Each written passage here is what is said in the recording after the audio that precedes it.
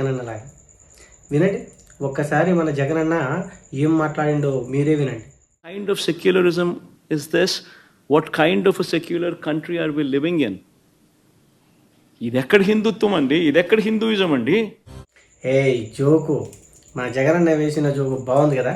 అంటే ఈయన దృష్టిలో హిందూయిజం హిందుత్వం ఎలా ఉండాలి అంటే, ఈయన గారి పాలనలో దేవాలయాలను కూల్చివేస్తున్నా, దేవాలయాలలో అన్యమతస్థులకు ఉద్యోగాలు ఇస్తున్నా, అతి పవిత్రమైన తిరుమల తిరుపతి దేవస్థానంలో ఉన్న లడ్డూని కల్తీ చేస్తున్నా. అంటే చేప నూనె, ఆవు కొవ్వుతో తయారు చేసిన నూనె, పంది కొవ్వుతో తయారు చేసిన నూనెను కలిపి భక్తులకి పెడుతున్నా చూస్తూ ఉండాలి.